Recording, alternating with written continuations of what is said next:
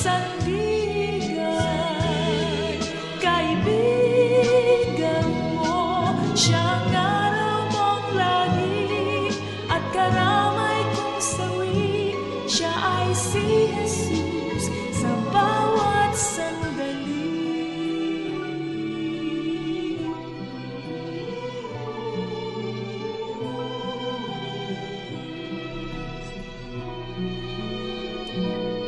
Kung ang buhay mo ay walang sigla, laging takot at laging alala, tanging kay Jesus makaasa, kaligtasan, lubos na ligaya. Siya ang dapat tanggapin at kilanlin sa buhay mo. Siya noon, bukas, ngayon, sa dalangin mo'y tugon. Siya ay si Jesus sa habang panahon. Kaya't ang lagi ng pakatatandaan, siya lang ang may pag-ibig na tunay. Pag-ibig na tunay, siya ang dapat tanggapin at kilanlin sa buhay mo. Siya noon, bukas, ngayon, sa dalangin mo'y tugon. Siya ay si Jesus. Siya ay si Jesus. Siya ay si Jesus sa habang panahon.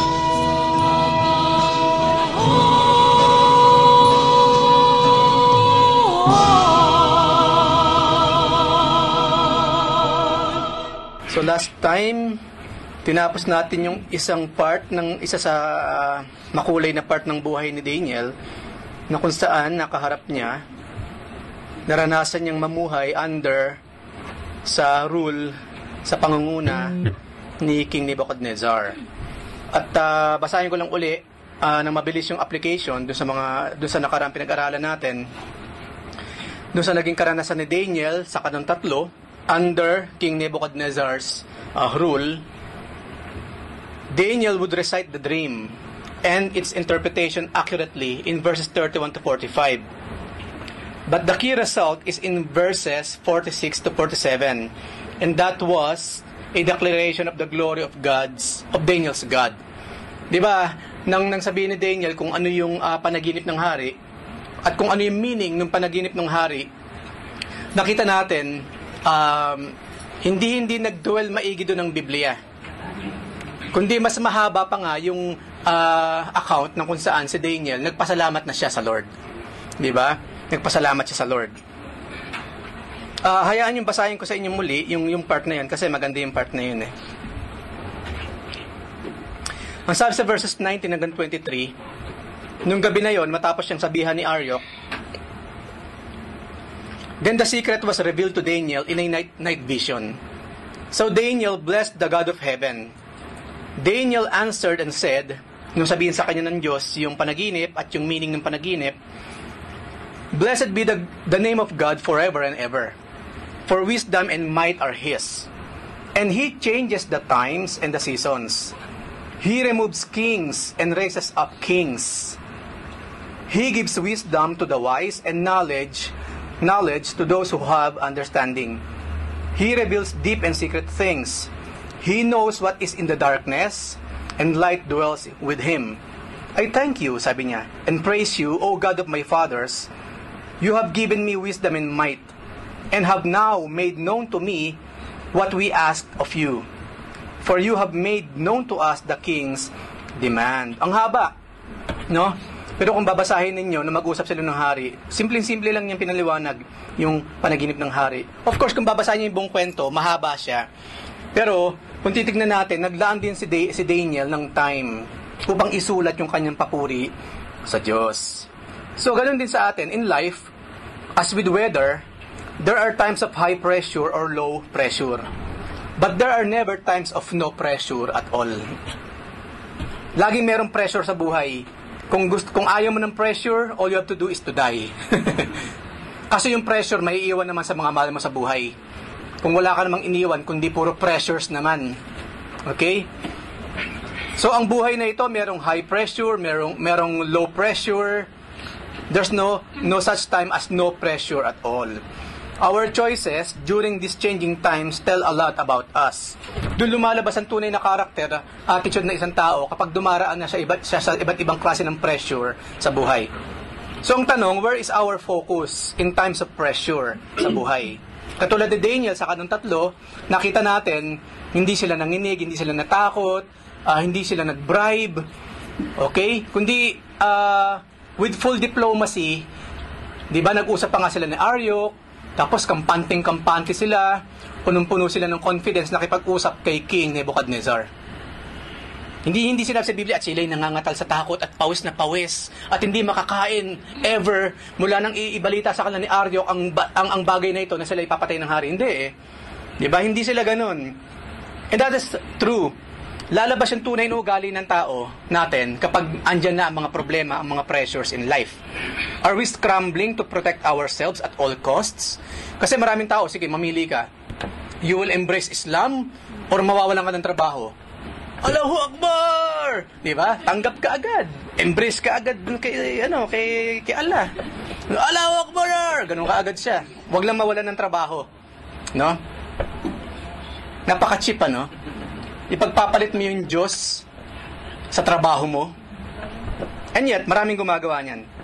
Are we doing desperate things that harm others in the process? Tayo ba yung tipong in order na mailagay lamang sa ayos yung sarili natin? Yung iba naman ang ilalagay mo sa panganib? Hayaan mo na marami ng pera yan eh. No?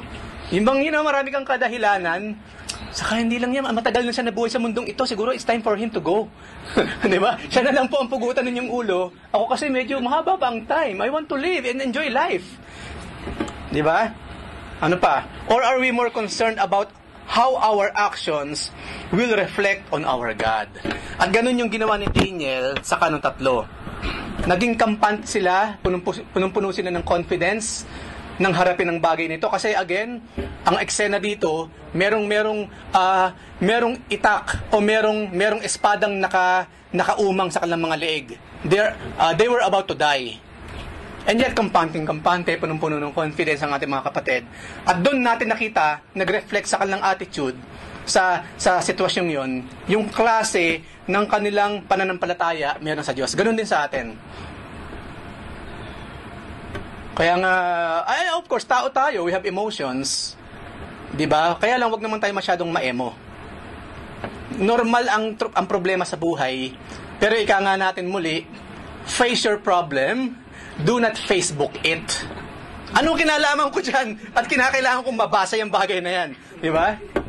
Kayo ang mayroong issue, mag-usap kayong dalawa. Mag-email kayong dalawa, mag-private message kayong dalawa. Why tell the whole world?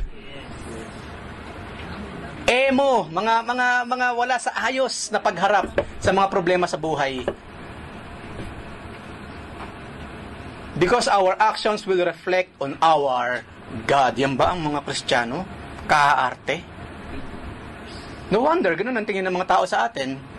KJ na, maaarte pa. No? So in our thoughtful moments, we must ask God to showcase His presence in our life.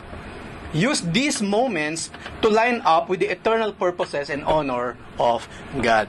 Ang isa sa nakikita ko kay Daniel sa doon sa 3 kung bakit hindi sila natatakot kahit meron ng espadang nakaumang sa kanang leeg.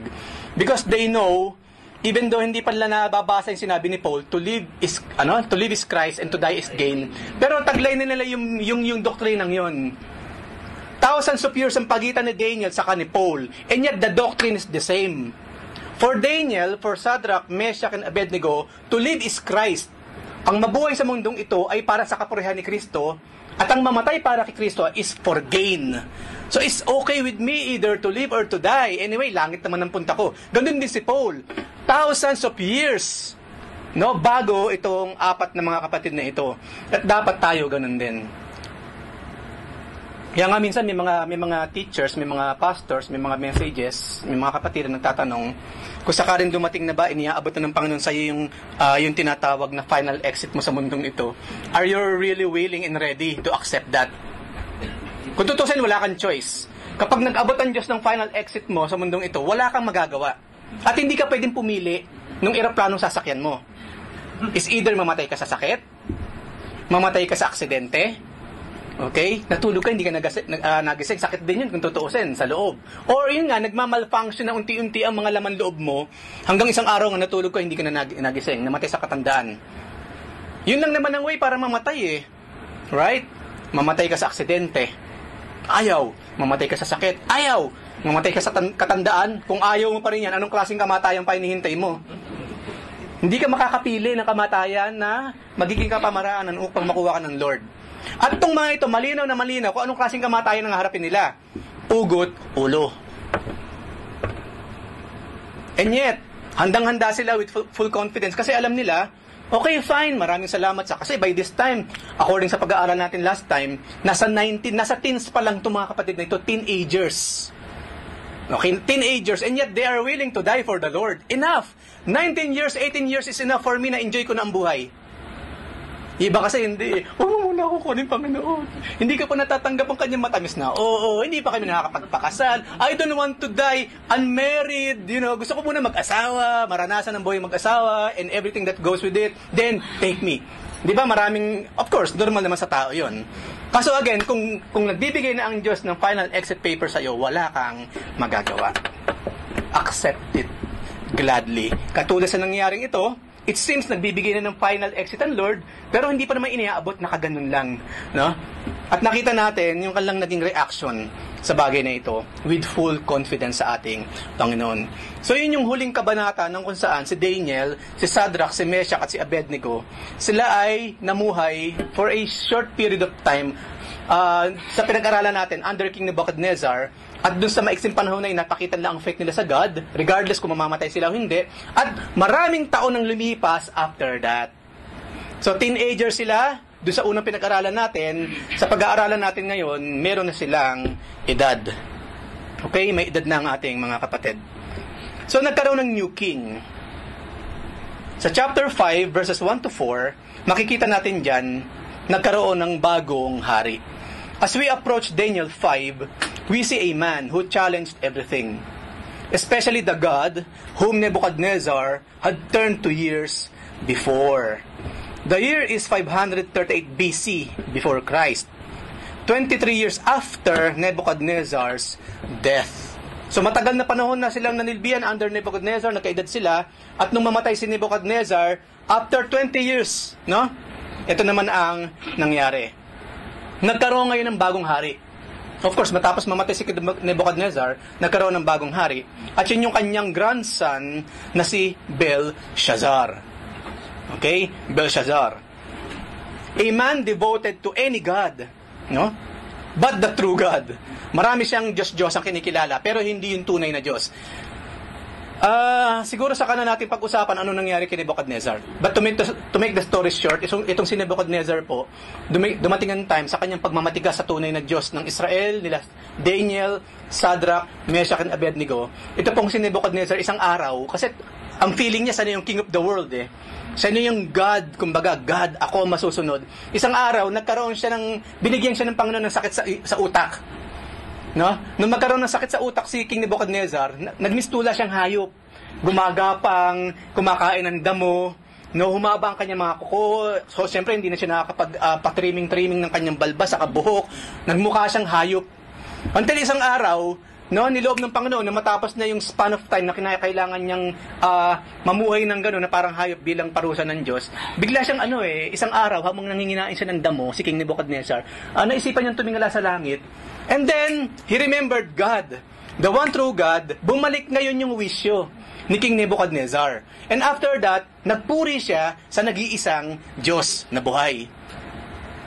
At maraming nagsasabi, even though hindi lahat, maaaring namatay na believer sa tunay na hari o sa tunay na God si King Nebuchadnezzar. Kasi yun yung huling kwento ng buhay niya eh.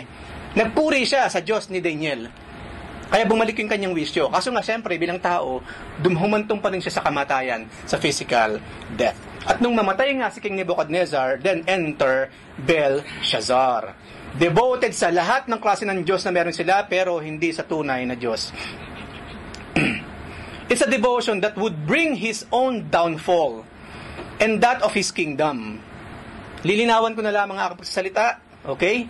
Sundan nyo na lamang. The city of Babylon was under siege. Dumating na yung time. Another empire, no, ang siyang nagiging tanyag. At yun yung empire ng Medo-Persian Empire. The Medo-Persian Empire. At lumalaki ang kanilang armies. Ito ngayon yung kinakaharap ng Babylonia. No, nung panahon ni Nebuchadnezzar, sila yung pinakatanyag, pinakamalakas na empire. But alam naman natin, empire comes and empire goes. Empire rise and empire falls. Yan ang katotohanan. At nabasa natin yan. Sabi ni Daniel, ikaw ang naglalagay ng hari, ikaw rin ang nagtatanggal. Ganun ang Diyos. Siya ang nagtatalaga. O sa panahon ito, kayo muna ang mamamayagpag, then later on, you will fall and another one will rise. Diyos ang may kagagawa nun, mga kapatid. Diyos. Hindi kung sino mang hari ang naroon, Diyos. Yun ang sinabi ni Daniel at yun ang pinaniniwalaan natin, gumagamit lamang siya ng mga tao. So, unti-unting nagra-rise ang Medo-Persia, unti-unti nang bumabagsak naman ang Babylonia. And Daniel, sa mga panahon na yan, between 80 and 85 years old, had to confront Belshazzar. Matanda na ang ating kapatid. 80 to 85. Imagine yung kwento natin kanina, nasa teens pa lang sila, mga teenagers. Many years ang dumaan, ito na ngayon sila, mga matatanda na. No? Mga matatanda na ating mga kapatid. Dito natin na makikita, there's no such thing as retirement sa paninilbihan sa Panginoon. We must serve until we die. There's no such thing as retirement. Hanggang sa mamatay tayo, we must serve the Lord. Katulad na rin na nakikita natin sa Biblia. It's either tumigil ang paninilbihan mo sa Kanya sa mundong ito through a sickness, and you die. Tumigil lang iyong paninilbihan sa Kanya through accidents. Of course, there's no such thing as accidents, pero yun ang tawag ng mundo. Or, mamatay ka sa katandaan sa paninilbihan sa ating Panginoon. Which is, of course, nag-malfunction na rin, ultimately, ang iyong mga laman loob. So, Belshazzar, ito ngayon yung suliranin. Hindi naman suliranin, kundi malaking challenge kay Daniel. Itong sumunod kay Nebuchadnezzar, and that is Belshazzar. Belshazzar ordered a national holiday. Kasi gusto niya i-boost. Gusto niyang i-boost yung moral ng nation, especially ng army. Kasi sa warfare ganyan naman talaga eh. Meron kang mga tao, ang kanilang ministry sa isang bansa to boost the moral. Yung PR, yung public relations, maging nung World War II, malaki ang naging papel ng PR. Para yung moral ng mga soldiers, hindi masira, hindi bumagsak. Kasi kapag yung mga soldiers na ang na-demoralized, wala nang panlaban ang bansa mo. At ito ngayon yung aim ni Belshazzar. Kasi kitang-kita na ng lahat nagra-rise na on the horizon ang Medo-Persian Empire. At yung empire nila, yung Babylon, talagang, aminin man o sa hindi, starting to crumble down. Okay? Starting from the king, syempre. So, Belshazzar the king made a great feast for thousands of his lords, yung mga leaders ng kanyang nasasakupan, and drank wine in the presence of the 1,000.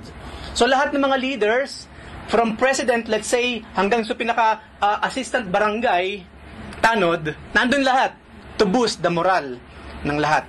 Ganoon ang ginawa ni Belshazzar, which is, kung tutusin, tama rin naman. Dapat nangyayari siya. Kaso ang problema,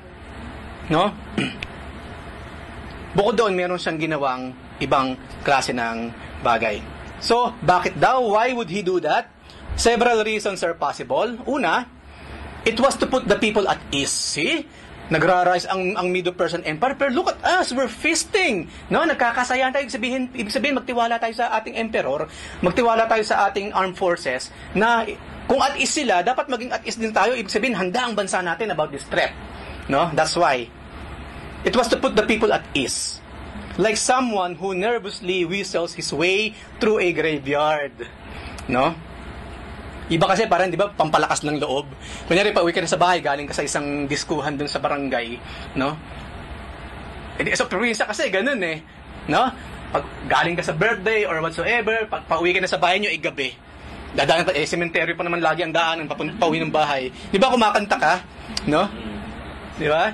The coconut nut is not a nut. Di ba? Yung masasaya, kakantahin mo. Bakit kakanta ng mga kantang nakakatakot, syempre? Kakantahin mo yung nakakatawa. Di ba? Ano ba yung sa batibot?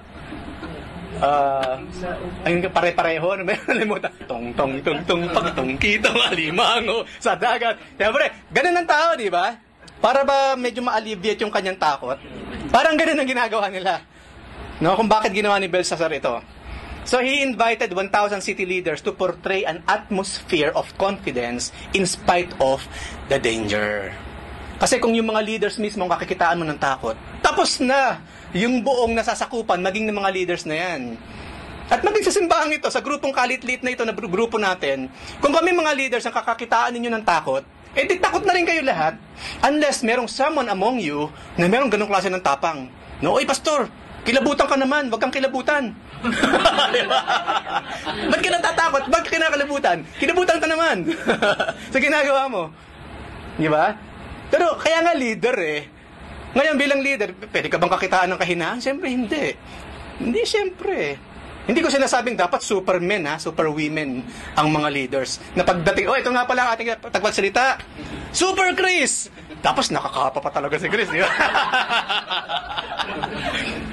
Tapos naka-leggings pa sa guwan tignan. Tapos laki ng tiyan, di ba? Hindi ganon. Di ba? Hindi ganon. Pero sino ba nga asahan ng tao, siyempre? Kundi mga nagli-lead. So ulitin ko, katulad sa ginagawa ng Belshazzar, pagano ito, pagano. Hindi naniniwala sa tunay na Diyos, pero alam nila yung dapat lang gawin. We must boost the moral of the people. Hindi tayo dapat kakitaan ng takot. Hindi tayo nanginginig sa takot. Hindi. Kailangan kampante. Kakitaan tayo ng tapang. So, yung ginawa nila. Pangalawa, bukod sa para ma-boost nga yung moral ng mga tao, hindi sila kakitaan ng tapang, Belshazzar may have wanted to show the authority of his kingdom. Hindi malakas tong bansang to. Huwag nila tayong subukan. Tatamputin sila sa girgiran, di ba? Yung kinakain kasama ng kabsa. Girgiran tawag din, hindi naman kangkong yun di ba? Yan, dadamputin sila sa girgiran or what? Ano nangyari doon sa presidente nagsabi nung bagsak siya? Di ba? Nagmayabang kasi nagmayabang Alam naman natin, pride goes before destruction. Biblical yan, mga kapatid. Huwag kang magmataas, kundi ibabagsak ka talaga ng Diyos sa maraming kapamaraanan. Ganun din tayo. At yun ang ginagawa ngayon ng Belshazzar. Upang ipakita yung authority ng kanyang kingdom.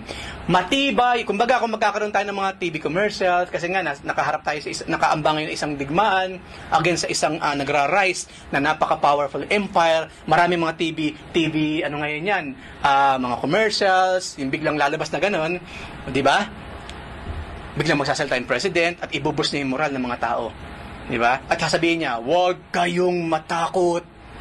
Huwag nila akong susubukan. Di ba? At dadamputin sila sa jirjiran. So ganun, pinapakita niya na hindi, powerful. Powerful ang bansang ito. Ang inyong leader, inyong mga asahan. Matibay are. Di ba? Matibay are. Tapos after a while, bagsak. Nagtago na or what? Ano pa? Pangatlo, bakit ginagawa ito ni Belshazzar? He wanted to celebrate the Babylonian gods. Okay na sana yung una I-boost mo yung moral ng mga tao, ng mga leaders, first and foremost. Pangalawa, ipakita mong matatag kayo ang leadership ng iyong empire. Kaso, dito ngayon siya nagkamali. Yung feasting na yon in the name of pagan gods. In the name of gods na in the first place hindi nag-exist.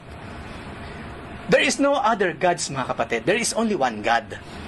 Kaya nga sabi ng Lord, wag ako ang Diyos, wag kayong magkakaroon ng ibang Diyos bukod sa akin. Kasi wala Yung kasi ang point ng Lord. Hindi niya sinasabing, ako ang Diyos ninyo, wag niyo sasambahin yung Diyos na yan, kundi galit ako sa inyo. Hindi niya sinasabing ganun. Ako lang ang sambahin ninyo because besides me, there is no other gods. Only me, alone. Tapos yung mga tao, mayroong ibang Diyos na sinasamba. Saan ang galing yun? Gawa ng kanilang katahang isip. Gawa ng kamay. That's why yung pong pagsamba sa Diyos-Diyosan, malaking krimen sa Diyos. Sumasamba ka sa mga bagay na gawa lamang ng iyong imahinasyon. They never exist.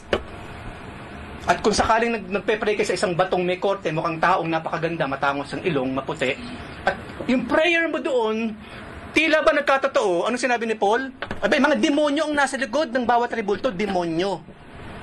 Kaya nga sabi natin, kung meron kayong 10 rebulto sa bahay ninyo, 10 demonyo ang nasa bahay ninyo. Maaatin niyo ba yan, mga kapatid? 10 demonyo. In every idol, there is a demon. Mahal na santosan kita, kung talagang tunay kayo, paggalawin ninyo ang apoy ng kandila. It's so easy. Maraming salamat, tunay kayo. Tunay nga kayo. It's so easy for them to do that. Paggalawin ng kortina, diba? Kilitin sa tenga or what. It's so easy for them to do that. For us to believe on something na hindi naman totoo. Everything is just a show. Everything is just a show. At ayaw ng Lord na tayo magpapa-under sa ganyang klase ng mga panlolokong napaka-obvious naman panloloko ng kalaban. Do you have anything to say? Napansin ko kasi ako nung nagsasalita. Masyado ako na-carry away. Baka meron kayong gusto sabihin or question sa pinag-uusapan natin.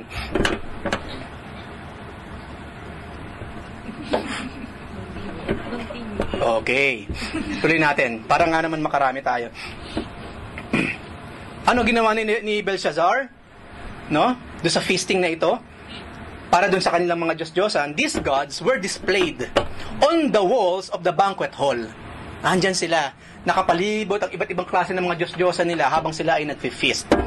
Hindi lamang yon. Belshazzar led in toasting each of them in turn. No? Imagine that, ano? Kunyari, 10 kunyari mga Diyos-Diyosan na yon. At bawat Diyos-Diyosan, may kanya-kanyang mga ano yan teritoryo Diyos ng mga farmers, let's say. Let's toast sa Diyos ng mga farmers. Tapos kwentuhan, palakpakan, may magsasayaw dyan. Let's toast sa Diyos ng mga... Bahala siya kung ano ginagawa niya. Di ba walang kinaibahan sa atin, sa kinagis na nating relihiyon?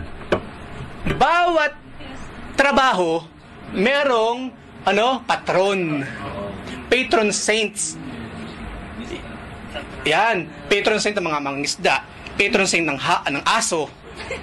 Aso ba naman may patron saint pa? Patron saint ng mga pati nangangarera sa kabayo, meron din sila Kalokohan no? Hindi lamang 'yon, sa bawat bayan sa Pilipinas, may kanya-kanyang patron. Si San Joaquin. Kaya nga tinawag na San Joaquin yung lugar ninyo. Si San Joaquin ang patron ninyo. Bakit si Santa Santitang nandyan? That's why, kung San Miguel ang lugar ninyo, Barangay San Miguel, ibig sabihin nun, si San Miguel ang patron doon sa lugar ninyo. That's why. See? That's why. Nakita ba ninyo kung gaano kalalim naka-embed sa kultura ng Pilipino ang pagsamba sa mga Diyos-Diyosan? Hindi naman namin sila kinikilalang Diyos-Diyosan. Hindi nga, kaso kinakausap ninyo, patay na yan Hindi lamang yung siya ba talaga yan? Right? Hindi lamang yung bato yan ginawa niya. No? Gawa lang ng kusina tapos sasambahin ninyo. Hindi lamang yun. Sinabi sa Biblia, sa bawat rebulto, isang demonyo ang nasa likod. Walang lusot, ever. Wala. Kung alam lamang natin ipaliwanag yan, I'm telling you, wala silang gagawing lusot. Ang tanging lusot na lamang nila, walang pakialaman. Yun na lang talaga ang pinakahuli. Kapag wala ng lusot, at biblical na sinabi, huwag ka dapat tumasamba dyan, nagpe-pray dyan, wala na lang, basta, walang pakialaman sa buhay, please. Hanggang dun na lang. That's why. At gano'n ang ginagawa ng magaling na si Belshazzar, kasama yung kanyang mga leaders, at sumusunod din naman ang taong bayan. Imagine kung ano nararamdaman ni Daniel, ni Shadrach, ni Meshach, ni Abednego by that time. Dumudugo ang kanilang mga puso. Dahil sa panahon ni Nebuchadnezzar, almost nalinis na ang Babylon, no? Dito sa ganitong klaseng mga practices. But at this point in time, bumalik. So when everyone was drunk, the king made his fatal mistake. While he tasted the wine, Belshazzar gave the command to bring the gold and silver vessels which his father Nebuchadnezzar had taken from the temple, which had been in Jerusalem. That the king and his lords, his wives, maraming asawa, and his concubines, ang dami ng asawa, ang dami pang concubines, made drink from them. hindi pa naging sapat sa kanya na sumasamba sila sa iba't ibang klase ng hindi tunay na Diyos, kinuha pa niya yung mga banal na mga artifacts from the temple in Jerusalem at yun ang ginamit nila. Pinaglagyan ng mga bagay na in order na ma-please yung mga demonic gods. Yun ang kanyang fatal mistake.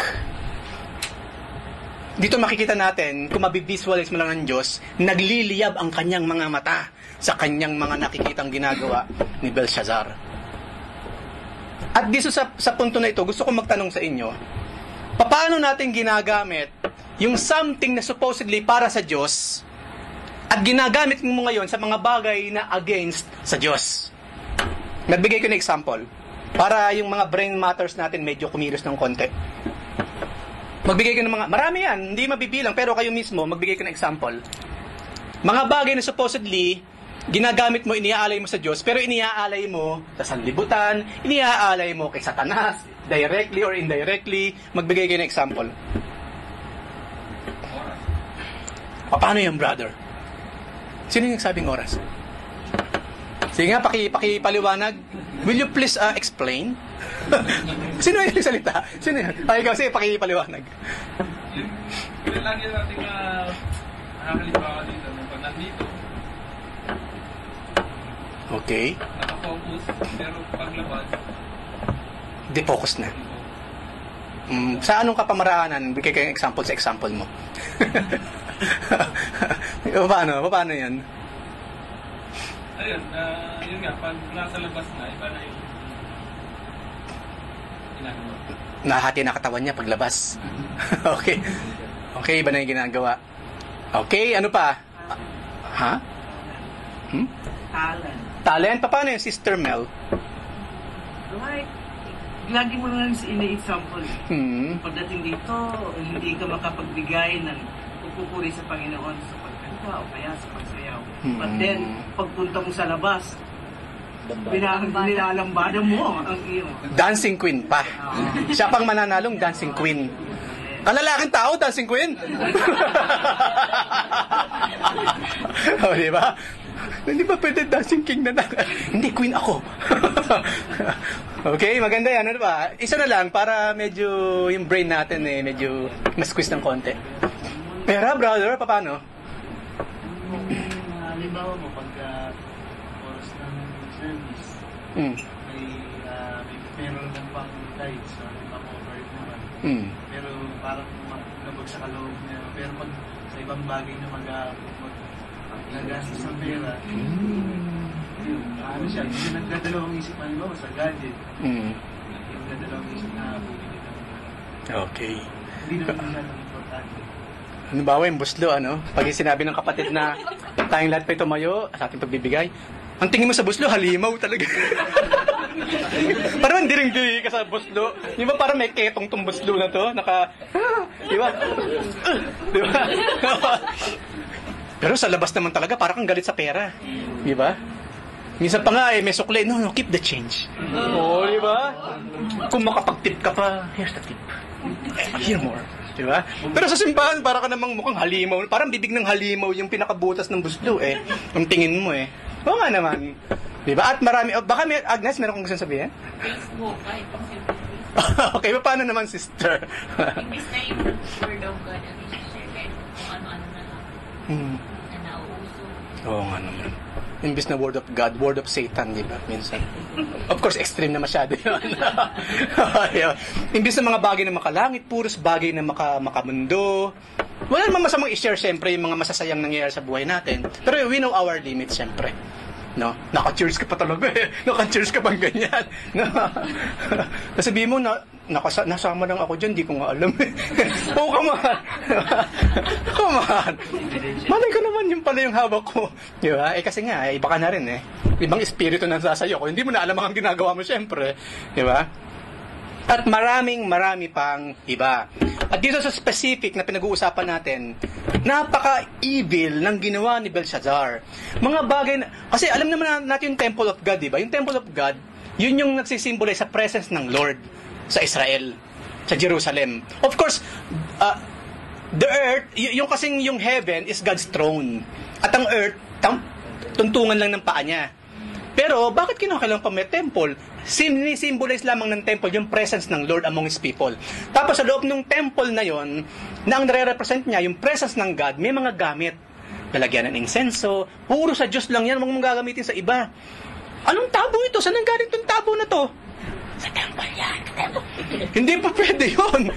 Gagawin mong panligo yung yung kupita sa temple, gagawin mong panligo, wala kang tabo. Lagot ka, patay ka, sigurado. At ganun ang ginagawa ni Belshazzar. Yung karuma, hindi lamang yun. Yung gamitin mong panligo, okay lang sana eh. Pero ginamit niya kinino sa mga Diyos-Diyosan ng Babylonia. Imagine that. Paano ng mga Diyos hindi magngingit-ngit sa galit? Sa tao nga lang eh. Asan na naman yung toothbrush ko? Tapos kita mo yung toothbrush mo, nakapatong sa tabi ng ng toilet bowl. At mukhang ginamit doon. Magagalit ka ba? Hindi. Siyempre naman. Hindi ba pa yung gamit mo, ayaw mong gagamitin ng iba? Gusto mo merong pasabi muna. At kung gagamitin, please naman, gamitin sa tama. Right? Tayo nga, ganun tayo eh. Tuwan-tuwa ka, bumili ka ng bagong damit sa Friday, ipoporma mong ganyan, ipoporma mo. Tapos, hinahanap mo, wala. Yung pala suot nung kasama mo sa flat. What's this? Diba? Magwawala ka na ngayon, magwawala ka, syempre. See? Tayong mga tao, ganun tayo, ayaw natin ng ganun. Lalo na ang Diyos. Lalo na ang Diyos. So talagang kung titignan mo, again, imagine natin ang mukha ng Panginoon. Nagliliyab ang kanyang mga mata sa galit kay Belshazzar. So, then they bought the gold vessels that had been taken from the temple of the house of God, which had been in Jerusalem. And the king and his lords, his wives, his concubines, drank from them. They drank wine and praised the gods of gold and silver, bronze and iron, wood and stone. Iba't ibang klase ng Diyos-Diyosan ang sinasamba nila. Meron silang Diyos, para sa ginto. Gusto kong dumami ang ginto ko sa katawan. Magpe-pray ka kanino? Sa Diyos ng mga ginto, siyempre. Ganun sila. Diyos ng silver, bronze, iron, wood, and stone. Ba't kaya walang Diyos ng tubig, Kung meron lang, gagawa sila sigurado. Kasi hindi kasi tatayo eh. Asa na ang Diyos-Diyosan nga? Bakit blanco ito? At ang nakalagay, Diyos ng mga tubig. Tubig niya. Paano may tatayo yan dyan? Right? It goes without saying, kumbaga. Yun ang ginawa ng mga magagaling na ito. So remember, habang ginagawa ito ng mga magagaling na ito sa pangunguna ni Belshazzar, the kingdom is under siege na. Nagsisimula na mag-exert ng power, magpakita, mag-power play ang Medo-Persia. Under siege, and the king is trying to somehow prop up his shaky realm. Okay? So, in a drunken stupor, he calls for the temple vessels that were taken from Jerusalem years before. Why would he do this? Una, maybe he wished to defy God. Yung mismong action kasi ni Belshazzar, in total defiance sa tunay na Diyos. So tayo man, kung meron tayong gustong gawin, ang una mo isipin, will this glorify the Lord? Sasali ka nga sa lambada contest, di ba? Tanong muna, Lord, sasali po ako sa lambada contest using the talent that you've given me. Diba? Okay lang ba sa'yo, Lord? Mag-pray ka muna ng ganyan, kapatid. Di ba? Tapos wala ka man ng prayer, basta sumali ka sa lambada contest using the talent and the ng Lord, nanalo ka pa. At dala mo pa sa patoto portion. Mga kapatid, purihin ang Panginoon. Tissue please. Ako po ang nanalong lambada queen sa embassy. Kasi pag mamalaki mo pa, hindi ba may mga ganyan tao? Iisip ko, nawawala siya sa kanyang katinuan. Para siyang babae o lalaking nawawala sa sarili. Hindi niya alam ang kanyang ginagawa. At gano'n si Belshazzar. Pangalawa, he wanted to prove that the old prophecy from Daniel to Belshazzar's grandfather, which is sino yung kanyang grandfather? Nebuchadnezzar. Okay. Grandfather of Babylon's demise was false. Kasi sinabi ni Daniel dun sa panaginip ni Nebuchadnezzar na alam niyo yung rebultong iba't ibang yari, merong ginto, merong silver, merong bronze and so on and so forth. Yung ulo kasi yun yung Babylonia, yung gold. Ito yung golden days of empires. Ito kasi yung cradle of human civilization talaga, Babylon. Okay? Kaya nga, mababalitaan ninyo yung Hanging Garden of Babylon. Of course, wala na siya ngayon. Pero nag-i-exist siya nung araw. At yun yung number one, yun yung tunay na wonder of the world. Hanging Garden of Babylon. Me, myself, hindi ko nakita siyempre yun, pero may mga illustrations. But I believe it's more than that. I-search niyo yan, The Hanging Garden of Babylon. So sabi niya, hindi totoo yung mga sinasabi ni Daniel. No, I don't believe that. Pride. Okay, yung una, indirect defiance sa tunay na Diyos. Pangalawa, pride. Hindi ako naniniwala sa prophecy mo, Daniel. Pride ang dahilan. Yung prophecy, gusto ko lang linawin. Ano ba yung tinatawag na prophecy? Kasi yun ang pinraphesy sinabi ni Daniel na nanggaling sa Diyos.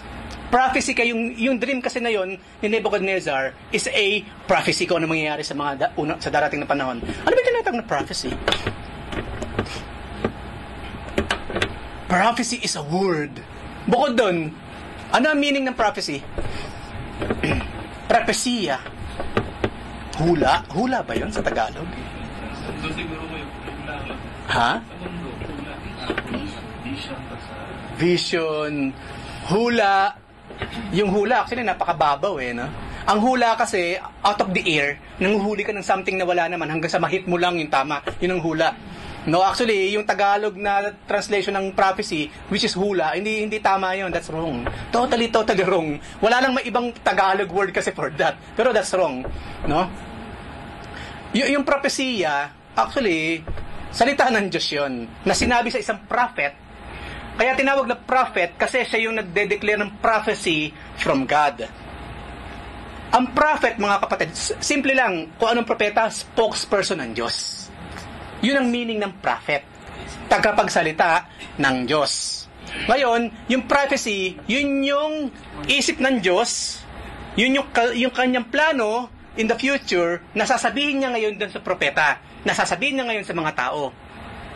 Sa panahon natin ngayon, sa grupong ito specifically, we don't have any prophet at all. Yung title na prophet, wala tayo. But all of us, kung ikaw nag-share ng Word of God, you're a prophet yourself. We are doing the ministry of a prophet kung isineshare mo ang salita ng Diyos. We are. Kaya sa simbang ito, there's no... sino nga palang propeta ninyo? No? Sa simbang ito. Kasi ibang churches, born-again churches like us, may mga prophet. Ito nga pala si Kailito, propeta ng Diyos. Proud na proud sila. Sa grupo nila may propeta ng Diyos. Kasi nga naman sa Aklat Ephesians, he gave some to be, teachers, preachers, pastors, prophets, saka tinatawag na apostle. Kaya ibang church din, may apostol din. Praise the Lord! Meron kayong propeta sa simbahang ito. Sino nga pala ang apostol ninyo? Ikaw naman, lumalayo ka pa. Di ba? Wala tayong apostol sa simbahang ito. Wala tayong propeta. But we are doing ano man yung ministry na meron sila. Okay? Nililinaw ko lang po. Kung may mga bago magtatanong, walang propeta. Wala nang propeta. Teachers, preachers, pastors, yes, nag-i-exist pa yan. Pero yung apostles, 12 lang ang apostol. Okay, 13 kasama si Judas. Kaso, tapos na siya. At ang propeta, natapos na siya sa panahon ni Jesus Christ. Okay? Si Jesus Christ ang the last and the greatest prophet of all time. Kung meron mang susunod sa kanya na hindi na totoo, that is Muhammad. Tapos sasabihin mo, ikaw propeta ka rin? At apostol ka rin? That is unbiblical. Huwag tayo maniniwala dyan. Ako, pagdating sa mga bagay na yan, mahigpit ako mga kapatid. Okay? Wala nang apostol. Wala nang propeta. Tapos na ang mga bagay na yan. And yet, yung mga ginagawa nila, yung ministry nila, ginagawa ng lahat ng anak ng Diyos ngayon. Okay? Malinaw ba yun? Meron pa kayong question? Kaya pala walang sumisigaw dito na walang himala. Yes, that's why. Kasi may himala, kapatid. Diba? Yung nga lang wala ng propeta, wala ng apostol. And yet, you're doing their ministries. So, pride. Hindi lamang yon. He remembered how Daniel had humbled Nebuchadnezzar and may have decided to show his superiority. Hoy, kung nagawa mo yan sa lolo ko, kay lolong Nebuchadnezzar, hindi sa akin, ha? I am Belshazzar. No? I am Belshazzar. Hindi ako si Nebuchadnezzar. Lame yan, lame. Me, no. Bakit ako susunod sa'yo? Bakit ako maniniwala sa Diyos mo? Bakit ko iisipin yung prophecy mo nung araw against sa empire na ito? No.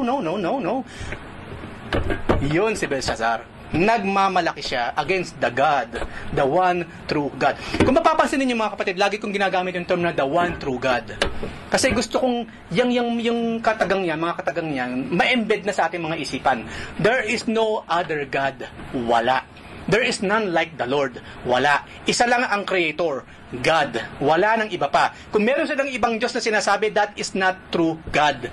Those are false gods. At hindi lamang yon, hindi nag-exist yung mga gods na yan. Dahil wala nang ibang Diyos.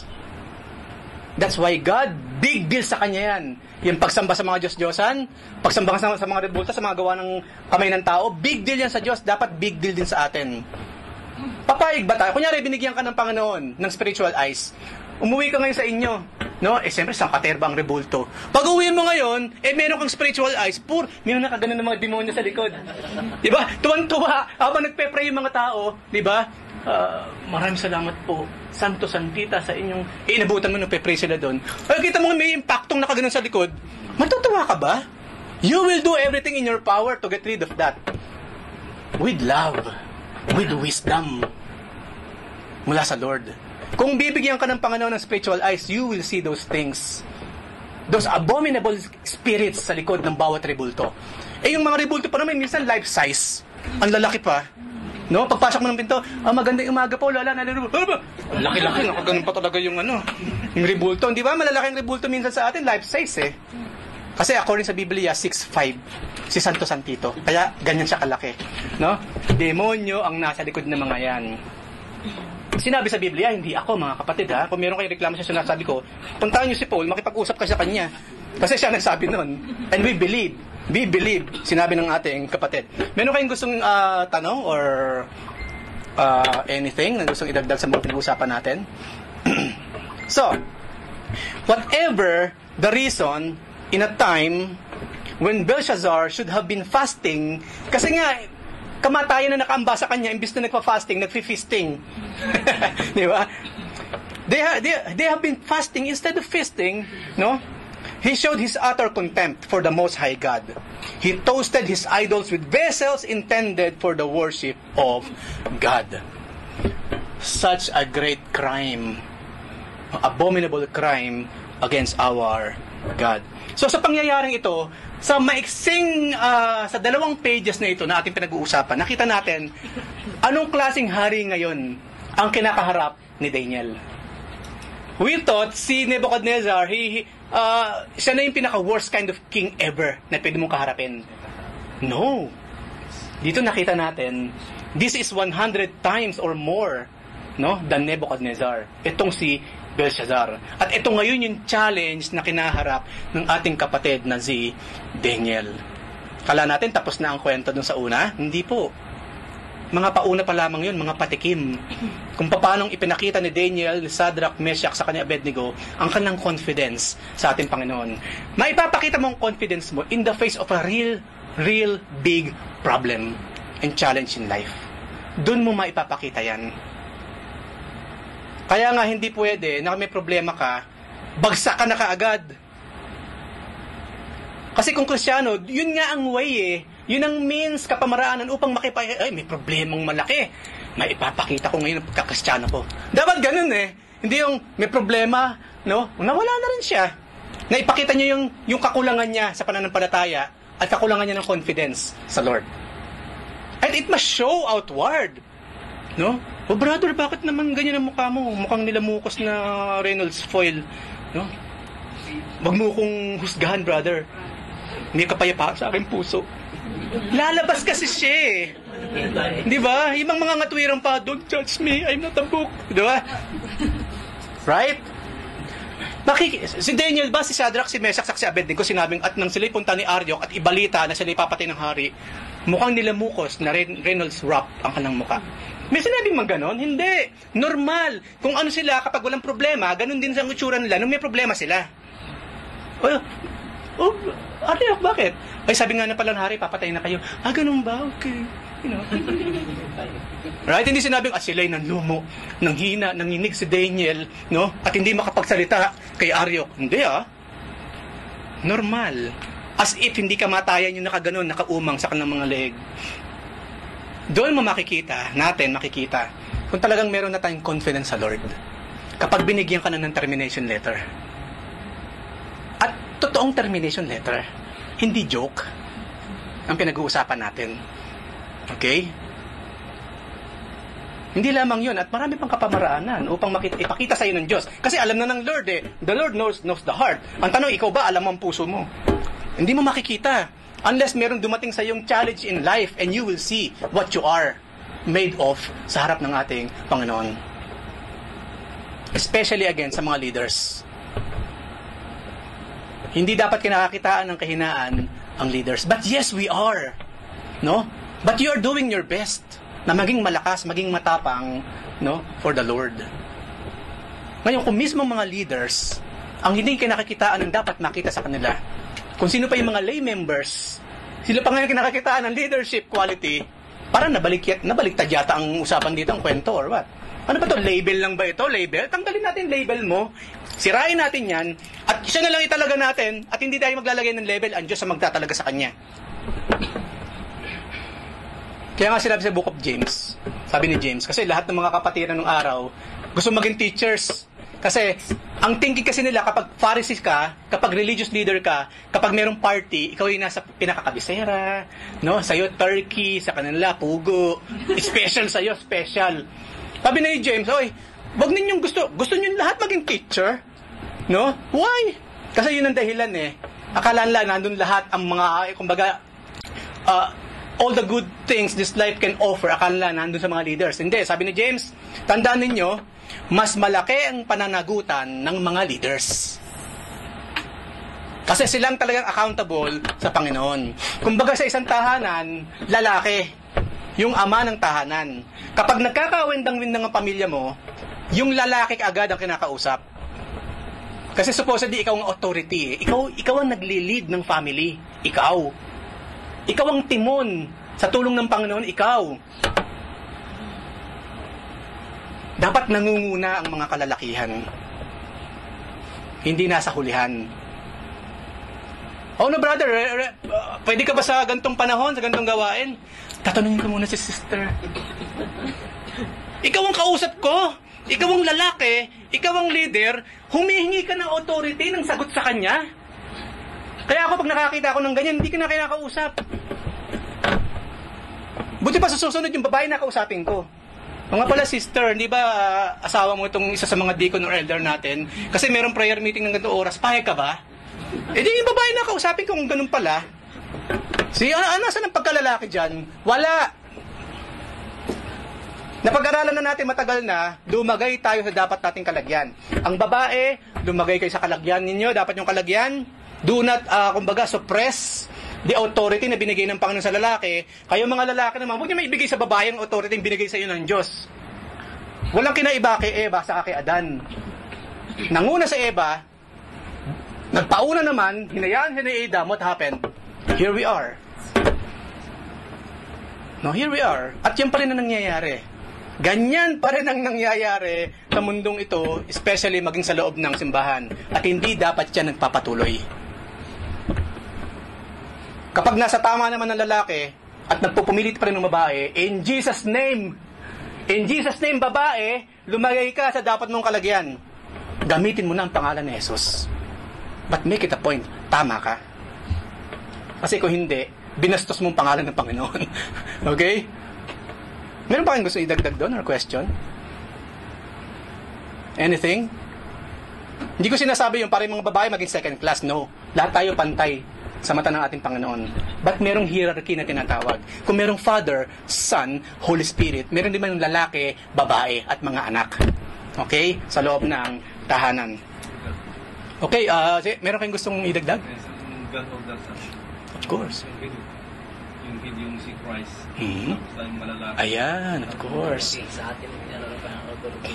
Of course. Amen. Sinabi rin ni Paul yan sa kanyang mga kasulatan. So, next time, magde-delve deeper tayo dun sa new challenge na kinaharap ni Daniel. Pero babasahin natin yung mga pauna. A new challenge, chapter 5, 5 to 12. So God declared judgment with His handwriting on the wall, and the king saw it.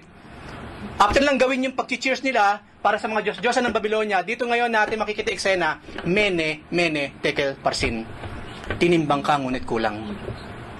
Sa wall, nakita mismo nila Belshazzar, no, ng mga leaders ng Babylonia, ang Diyos mismo ang nagbaba ng judgment. Hindi siya gumamit ng tao. Siya mismo ang sumulat sa wall. Mene, tekel, parsin. Tinimbang ka, ngunit kulang. In the same hour, the fingers of a man's hand appeared. No? Imagine finger na malaki na ganyan. No? Unbelievable, I'm telling you. And wrote opposite the lampstand on the plaster of the wall of the king's palace. And the king saw the part of the hand that wrote. No, imagine, ano? Then the king's countenance changed. Ayan na. And his thoughts troubled him, so that the joints of his hips, ito yung hips, di ba? Balakang, nanghina na siya, were loosened, and his knees knocked against each other, napike, or what? The king cried aloud to bring in the astrologers na makita itong bagay na ito. Astrologers na naman ang tinawagan niya. Yung unang pagkakamali ng lolo niya, ito na naman ang ginagawa niya ngayon. Tinawagan yung mga astrologers, the Chaldeans and the soothsayers.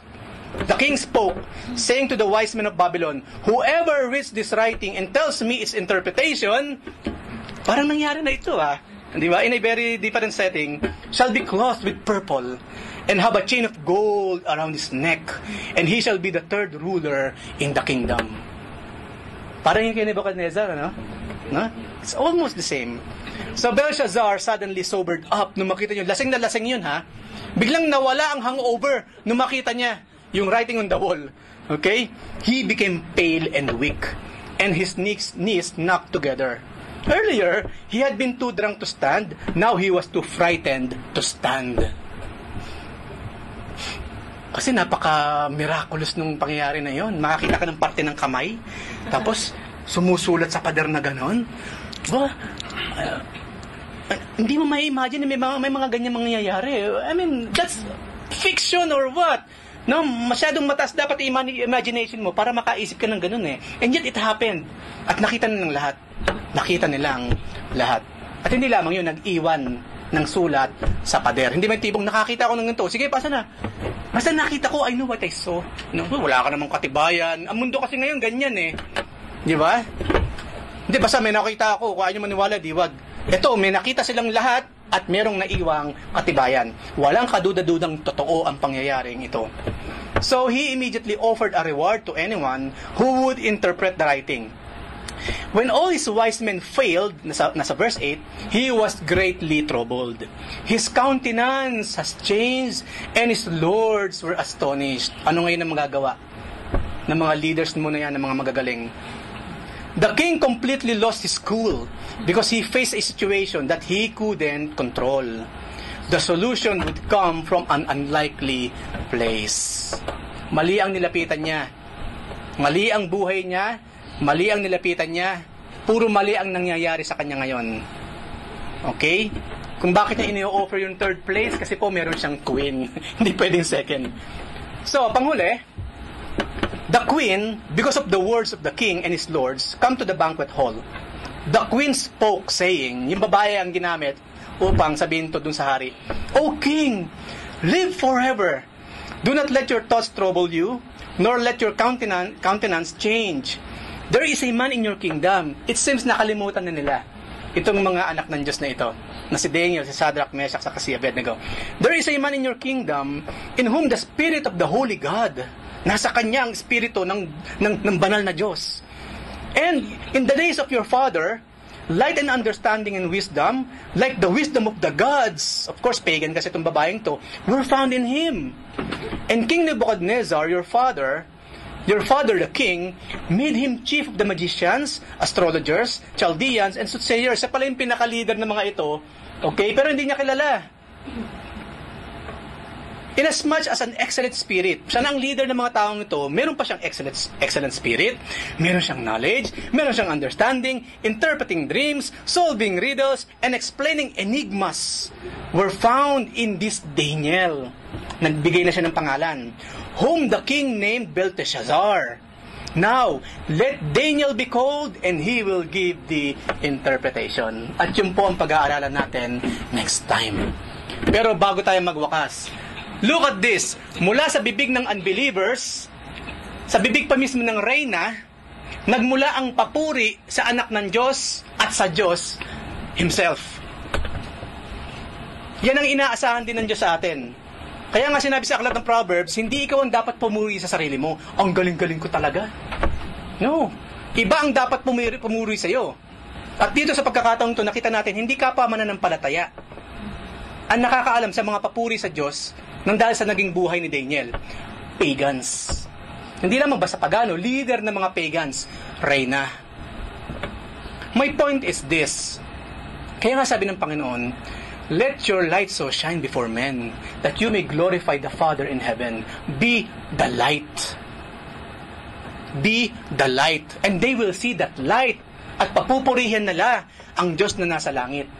Ngayon nga lang, kung kapag tinignan ka ng tao, pawang kadiliman na nasa iyo, hindi papuri ang kanilang sasabihin. Panlalait. Hindi lamang sa iyo, kundi sa Diyos na iyong sinasamba. Kaya ang sinabi ng Panginoon, 'di ba? Pag nawalan ng lasang ng alat ang asin, wala na siyang saysay. Itatapon na lamang sa lupa at yuyurakan. Ganun din tayo, mga kapatid. Dalawa lang ang pwedeng makita sa atin ng kapwa natin tao. Dalawa. Light or darkness. Ngayon, kung naturingan ka Kristiyano at wala sa iyong light, darkness pa nga nakikita sa iyo, again, bumalik tayo sinabi ni Paul. Check yourself whether you're really in the faith or not. Ang self-assessment, ginagawa natin yan each and every day ng buhay natin. Self-assessment. Lord, I am this. Am I the light? Sa gagawin mong assessment, you will say, Lord, hindi po ito ang buhay na isang taong nasa liwanag. Lord, come and truly save me.